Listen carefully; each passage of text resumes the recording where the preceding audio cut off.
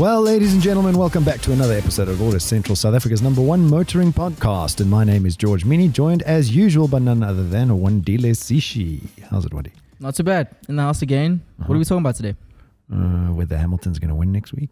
You know, that's the answer is usually yes. So we'll see what happens. Where's the race next week?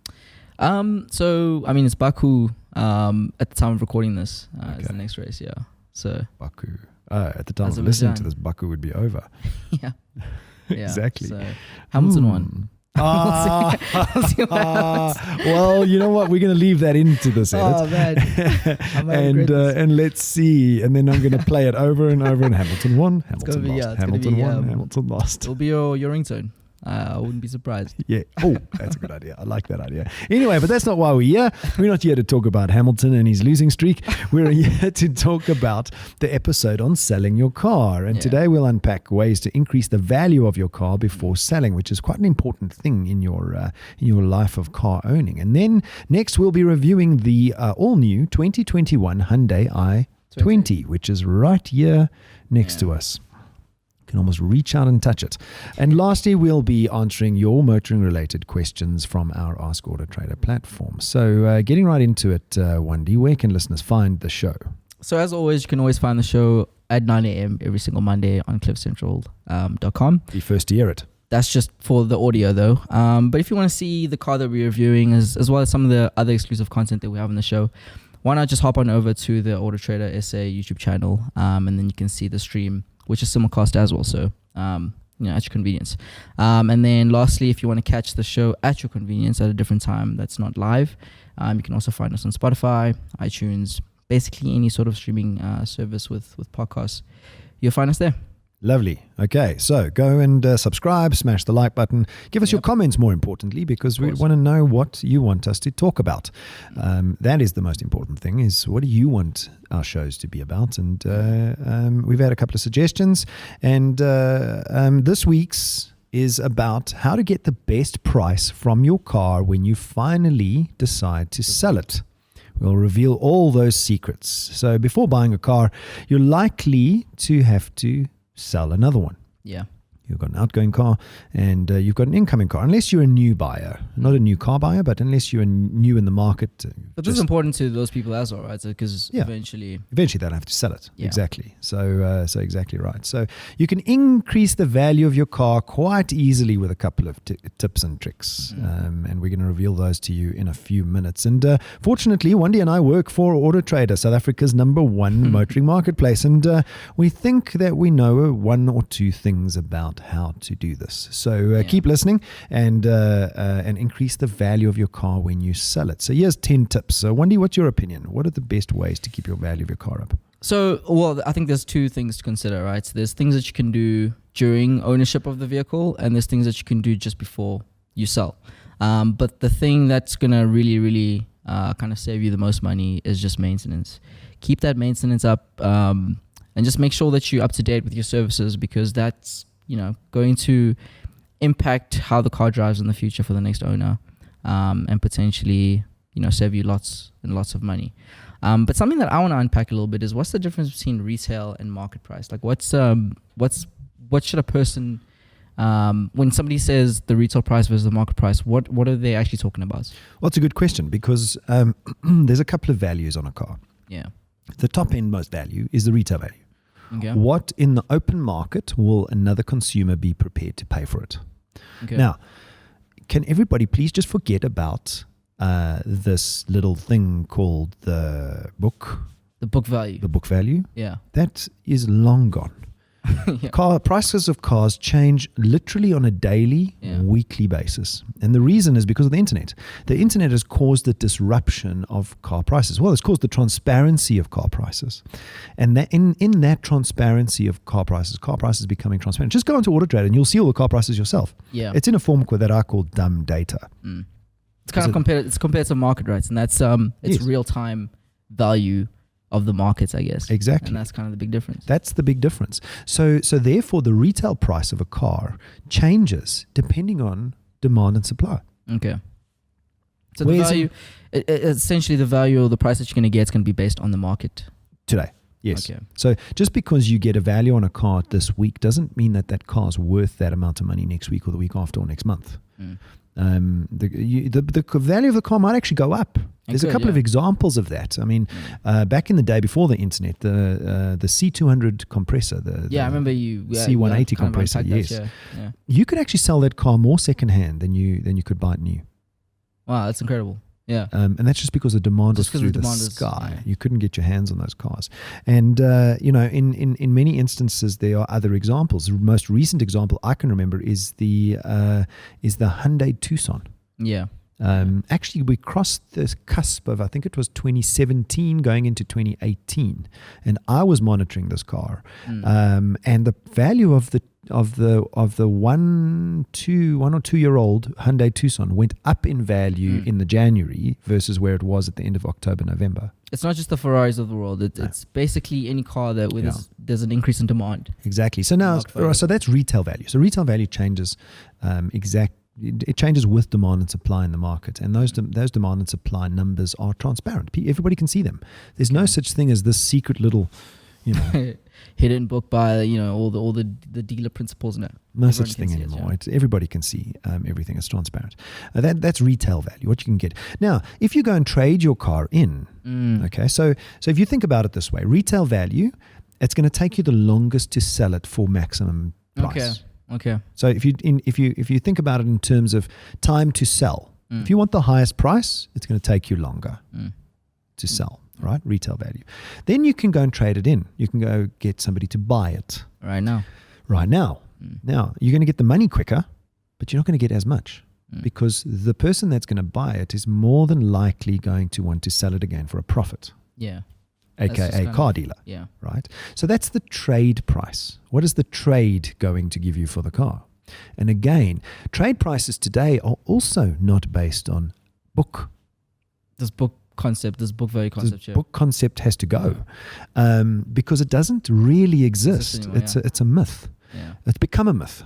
And again, trade values are based primarily on the leading indicator called retail value, because retail value will drive what the trade will give you. Yeah. So if a dealer knows that he can sell a car for 100,000 Rand today, he's going to factor in his profit. He's going to factor in the stuff that we're about to talk about. Yeah. And then he's going to give you a price. And then you're going to sell the car. And that goes for any service that you're going to get. The faster you're going to sell the car, the lower the price is more than likely going to be. The higher in demand the car is, the faster the car is going to move as well. The lower in demand the car is, the slower the car is going to move. So that's independent of price. Yeah. So what are the 10 ways that somebody can kind of ensure that they do get that best price? What's kind of, what do you think is the number one thing? So, I mean, to your point earlier on, you don't buy a house and then never maintain it. Of course, yeah. Why? Then you got to rent because then the owner can maintain it. Exactly. So, if you don't want to maintain your car, rent it. Basically, that's kind of it's not your problem. Yeah, exactly. Yeah. If you're planning at least to sell it again, yes. Why not take care of it and ensure that you're gonna get the best return on it? Because cars depreciate the moment you drive it off the showroom floor. They are depreciating all the time. Car is not actually an asset. The definition of an asset in my mind is something that makes you money. Yeah, definitely. I agree with that. Car is not an asset. It's a depreciating liability. Yeah, as a matter of fact. I agree. But it's something that we all love, and it's something that we drive, and it's like your cell phone. It's a necessity. It's something that you need to get from A to B. So why not preserve it, as you say? 100%. I'm a lover of cars, so that's that's what I usually do anyways. But there's just some things that you can't control on the roads, and it's important that you do certain things to ensure that when the unforeseen does happen, you can still preserve some of that value. Exactly. I mean, I suppose the first one is be a smart shopper. Yeah. Now, it's got nothing to do with the retail chain that has I was about to say. smart shopper program. You all know what I'm talking about, but there is this is not what we're talking about. So we're talking about, buy at the right price. Buy at the right price, up front. Make sure that you are buying a car at the right retail value. Yeah. And also some cars do depreciate faster than others. Yes. So depends on demand and supply. And that changes over time. So you can't say that the VW Polo is always going to maintain the best trade-in value. Yeah, you never know what's going to happen. Like they might bring out a crappy car in the next year or Which two. makes this current model a little bit better. Or appreciate a little bit less. Yes, but makes that car maybe depreciate in the next 2 or 3 years a little bit more. So it depends. But there's this little concept in the motoring industry called over allowances. What is that? So when you take your car in to trade it on another vehicle, right? You owe money on the bank finance. Okay. Sometimes you can't get you owe more to the bank than the car's worth. Yeah. Okay. So what the dealer will do is they will load the difference onto the incoming car, the car that you're wanting to buy. And there is a little bit of leeway that you can take on the car that you're buying as well as the car that you're selling. And buying a car is about the deal.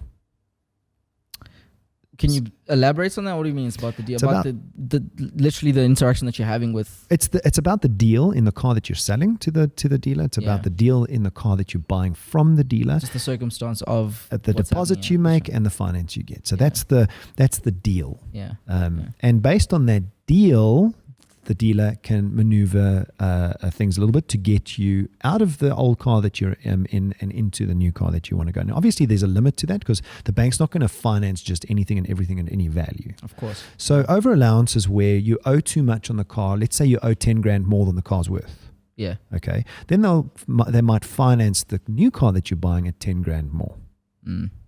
I see. But it gets you into a perpetual problem. Well, yeah, as the consumer. Yeah. So be careful that you're buying the car at the right price. Do your research. If you have to do that, it's not always a bad thing. You can go get into a car that you feel is going to not lose as much depreciation over time, and then you'll get yourself out of that situation. Well, value is kind of a subjective, sometimes the monetary value isn't as good as the emotional value. So that's also something to consider. Exactly.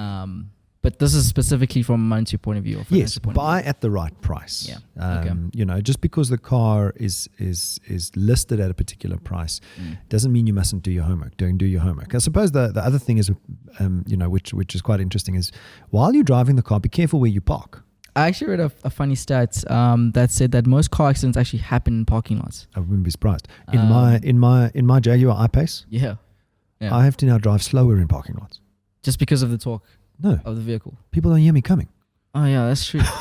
That is true. It's a real thing. Does your car have like some sort of noise that it like emits? Yes, in reverse. So if you've got it in reverse, it emits this like glowing sound. But when I'm driving forward, I've had to drive slower because people step off curbs and they just can't. But anyway, but watch where you park your car. Yeah, definitely. Because scratches, dents, dings, those all devalue your car when you go and sell it. No, definitely. When I park in a parking lot, I go and try and park somewhere else. So what's the best place to park then? Is it like what's the where there are no cars around you? Okay, less people. Shopping trolleys. Further away from the actual entrance of the store. Yeah, and people try and park at the entrance, which is usually jam-packed. And you're going to get stopping dings in your door, trolleys going by. No, definitely, I completely agree with that. Something that, I guess point number 3 that stands out is definitely driving less. Mileage has a big... Mileage has the outside of age of the vehicle, I think mileage has the biggest impacts on ultimately how much you'll be able to get back when selling your vehicle. 100%. I think mileage has the effect of the law of diminishing returns. So it, as the mileage increases, your value exponentially decreases. So just because if you put on 20,000 Ks on the car from 20 to 40 and it depreciates a certain amount, it's going to depreciate more for the next 20. Than the first 20. So drive the car less. There's a strange thing that people do, and even I do. When I'm looking for a car, I always go for kind of a set number. So a vehicle with 50,000 is going to look a lot more attractive to me than one with like 53,000. Magic numbers. The magic number concept. So also be wary of those. Yeah, I mean, in these COVID times, people are driving to their holiday destinations. It's putting mileage on your car. So, next time somebody wants to go to the shop, let your friend go. Put mileage on their car. Don't put mileage on yours. Leave it I in the think garage. that's what my girlfriend's doing. She has not stopped driving my car, and it's making my head itch. But what can I do? I think she's trying to get the best value out of her car. Probably. At my cost. Point number 4 is protect scratch and wear prone areas. There are certain areas on your car that are prone to wear. Yeah. I mean, like for instance, you can get these plastic things put on the bonnet of your car that protects the stone chips. Citroen's done something similar with, I forgot what it's called. I think it's like air sacs or something, or air bumpers on the side of the vehicles now, where you can kind of it protects that side because of shopping trolleys. Back to the point of careful where you park. Careful where you park, exactly. And then the less you drive, the less your tires will wear.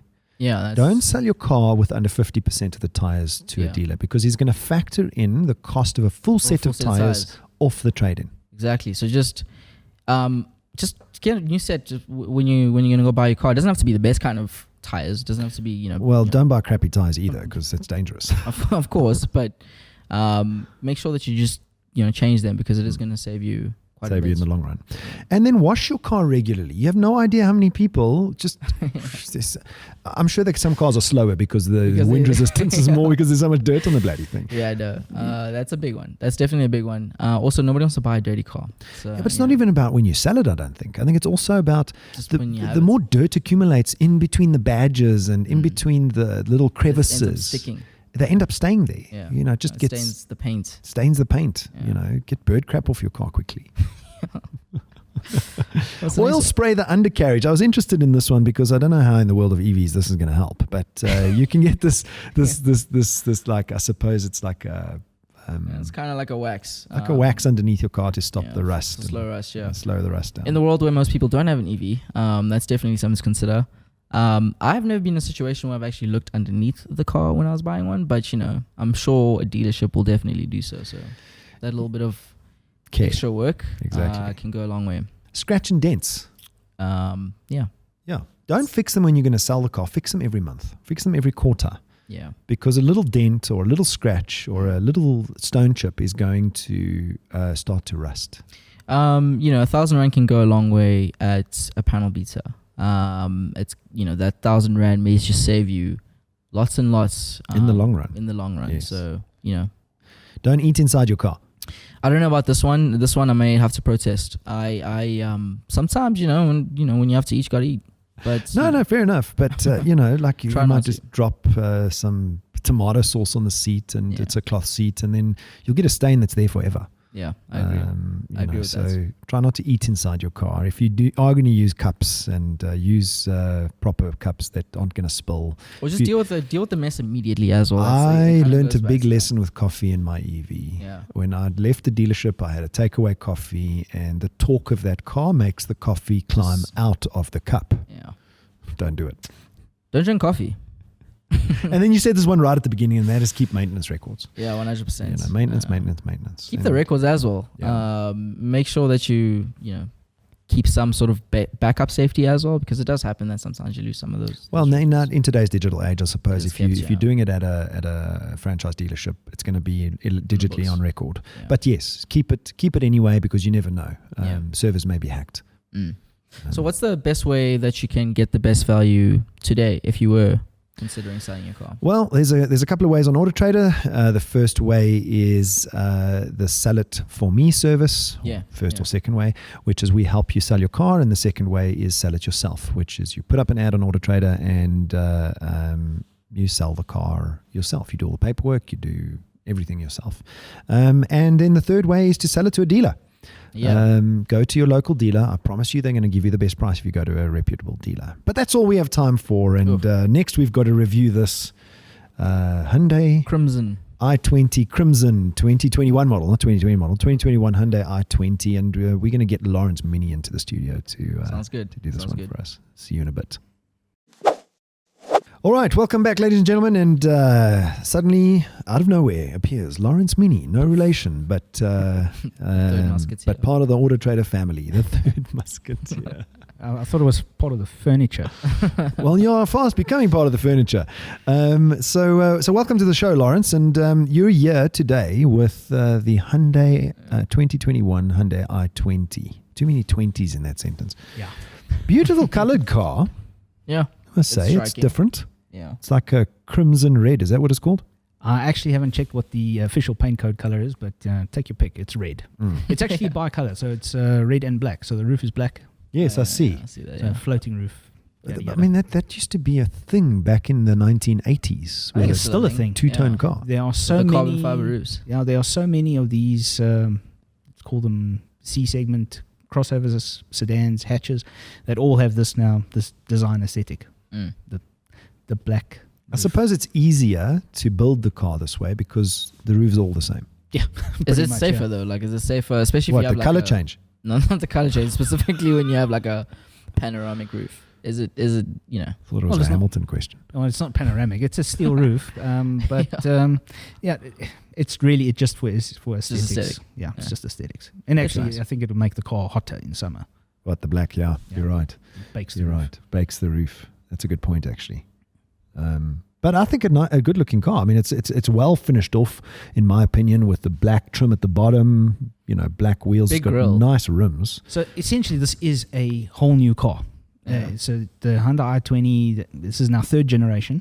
It's built on the same platform as the Kia Rio and the Creta and a couple of the other Hyundai. All share the same platform. So this is actually wider and longer than the outgoing model. Is it bigger inside? Yes. So you have more leg room in the rear. Oh, wow. And more shoulder room inside the car. It's got a nice nose. Yeah, so they've just redesigned everything, really. It's a really good looking car, inside and out. Look, it is. It's definitely better looking. I can't fault that on that. Yeah, pretty much. And so, what's the driving experience like? And that's where the wheels fall off the bus. Okay, so why? Just because it's slow? No, quite the opposite actually. So this is the fluid model. So this has got the new 1 liter turbo 3-cylinder engine.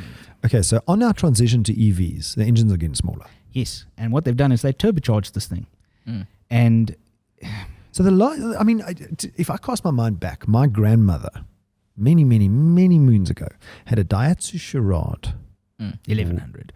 Well, I thought it was a 3-cylinder, turbocharged. Yeah, if I remember correctly, was it turbocharged? Can't remember. No, it wasn't. Would have just been turbocharged. NA. Yeah, but nonetheless, I was fascinated by the fact that this little engine was so small. When you look in the bonnet, there's so much space. Yeah, you could put another engine. Pretty much exactly the same thing. So this is also, like I said, a 3-cylinder, 1 liter turbocharged engine, mated to a 6-speed manual transmission. And unfortunately, the driving experience is a little stunted. Because the boost threshold is so low on the engine, you just tickle the throttle and the thing's in boost. Oh, serious? Yeah. Which means it's a very small turbo. It revs like a motorcycle. Wow. It wants to run. And when you've got this short ratio gearbox, that's fun to drive, yeah? Absolutely. But you do not want to sit in traffic with this car. Okay. Does it come in an automatic variant? It does. And I think that is going to completely skew the results that I got from the car. Okay. I just couldn't get comfortable with the car. The seating position is all wrong, and when you're sitting fighting with the gearbox and you're sitting in traffic, is it just the gears that are the problem? And it climbs into the rev range so quickly. Yeah, which is a good thing, I suppose. But you don't want to change gears so fast. Depends what you're doing. If you're in traffic, it can't be that good. And it's snatchy, and it wants to constantly jump ahead. I'm hearing positives here for an automatic gearbox. Well, this is a manual. For the manual. Yeah. Yes. That's what I'm saying, for an automatic gearbox. And I would absolutely say, if you were going to be looking at one of these, steer clear of the manual, go straight for the auto. It is going to be a little bit more expensive. Unless you're a fast gear shifter. You live in Durban or something. Well, we will all never be as fast as a DCT. So. or Lewis Hamilton. Yeah. It's putting it out there. So put a gear stick in that thing. I'm a bit torn because I have to be honest. I am a bit of a Hyundai fanboy. I own a Hyundai. I have definitely bias towards beautiful cars. And it's sort of, I really want to like the car, but unfortunately there's a few things that I just can't wrap my head around. And that is the interior fitment. It looks stunning. and it looks great until you touch it, and then it's like, That's kind of what you told me earlier. But are you looking for Mercedes-Benz leather type quality in a Hyundai i20? now it looks that way. It's deceptive. Yeah, it's deceptive. and- Yeah, but isn't that a good thing? Isn't that a good design? until you feel it. Yeah, but it doesn't matter. Isn't that a good design where something looks the part, quite isn't, and you pay you pay for that? Problem is, and this or is, should I say and you pay less? the drawback that I have is in this segment where it is so important that the vehicle is what they're selling. I mean, its opposition is the Polo, Yeah. which is the king. There is nothing in this country that can dethrone the Polo. Yes. Yet. And unfortunately, this looks like it can, but it just doesn't. And that's where my head is. Because the previous model was so good in terms of, I think we saw so many i20s when the previous model came out versus the Polo. People loved it. And, as soon as I sat in this one, I was like, ugh. Yeah, and it's exactly that. It's wow, this is great. It looks great. It looks the fantastic, part, yeah. and then you get in and you're like, ugh. In my case, it is. I got in it and I just couldn't get comfortable. No matter which way I turned the seat, pushed up, down, left, right, tilted the steering wheel, I just can't find a comfortable driving position in the car. Is it because of the gear shift? No. It's just the way the interior is set up, and I don't know if it's just the way they've set up the seats or whatever. Like I said, I cannot get comfortable in the car, and it's a bit of a drawback, especially when you're now wanting to properly drive the car. And Depends how much it costs though, because like you're saying, George, it is stunning. 330,000 rand for this one in particular, because this is the 1 litre turbo. There are the fluid, and then you get a couple of the lower spec models which are a little bit less. But yeah, for this one in particular, looking about 330. Well, which might be better with a manual gearbox because you're not getting into the turbo so quickly. Yeah. So you might want to go for manual, no turbo, automatic with the turbo. Yes, exactly. Yeah. And then you'll have a better driving experience in this car. But on the whole, yeah, it's not that bad. It's neither good nor bad. It's just sort of middle of the road. If you don't want a Polo, this is what you buy.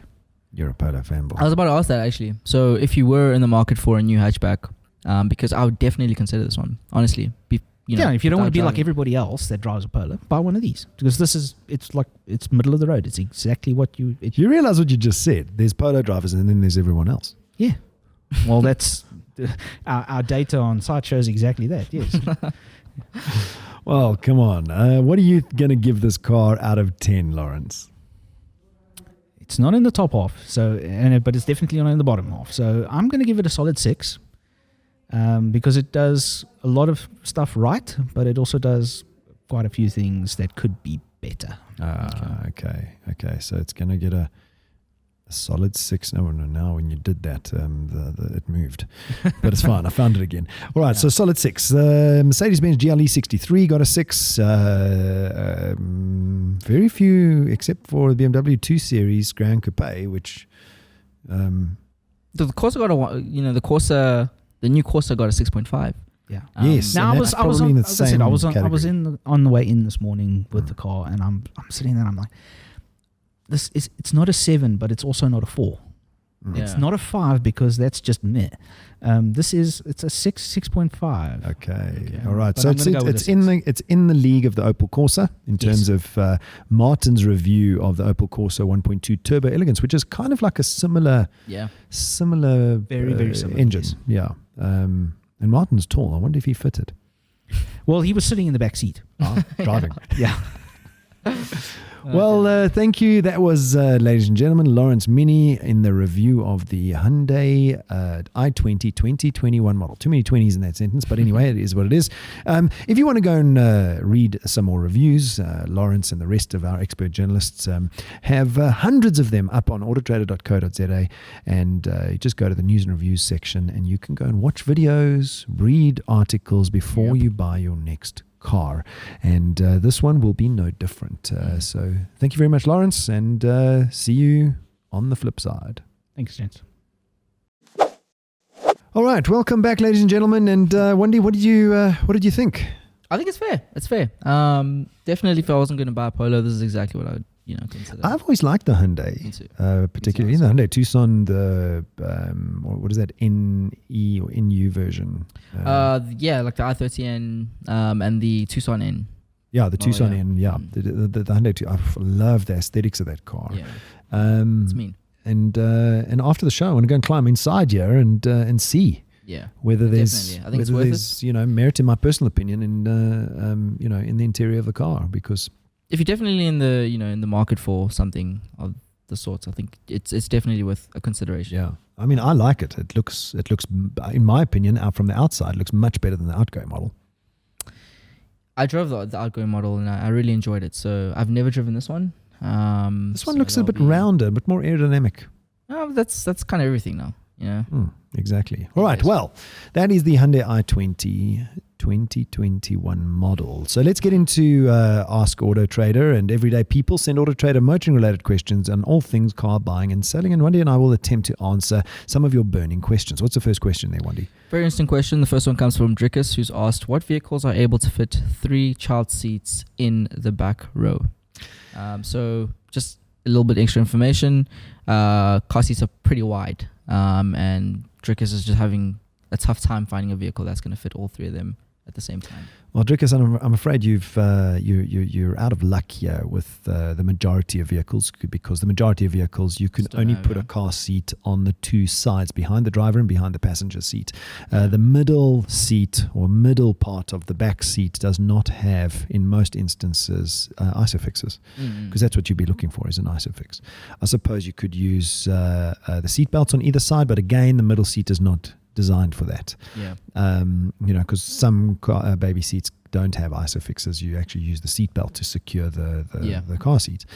So you would have to go for a more than a 5-4-seater car in order to put 3 baby seats in, or 3 car seats in, or have more than 2 ISOFIXes. And effectively you would have to go for 3 rows of seats, 7-seater. Yeah, so you could consider an H1 or a Vito, or 7-seater SUV. Land Cruiser, Nissan Patrol. So it doesn't have to be the, like a minibus, taxi type minibus things. You can go SUV. For SUV in the form of Land Cruiser, Nissan Patrol. The Toyota Fortuner has 7 seats. I wonder if that's got ISOFIXes in the 3rd row. I can't. I don't know. I don't know off the top of my head, but I can't see why not. We'll tweet it. Definitely tweet and see what happens. But we'll get the answer and tweet it. Yeah. Not see what happens. Just tell you. All right, next question. Okay, next question comes from Angel K, who's asked, I am looking for a van under 50,000 Rand. What are my options? Well, Angel K, we've done a few searches on AutoTrader.co.za, and the results are a little bit sketchy. And as one of our journalists would put it, if you're going to consider a car for under, or should I say, a multi-purpose vehicle or a van under 50,000 Rand, you're going to have intergalactic mileage. I love that quote. Intergalactic mileage. So from here to the moon or Mars and back. The mileages are really going to be high.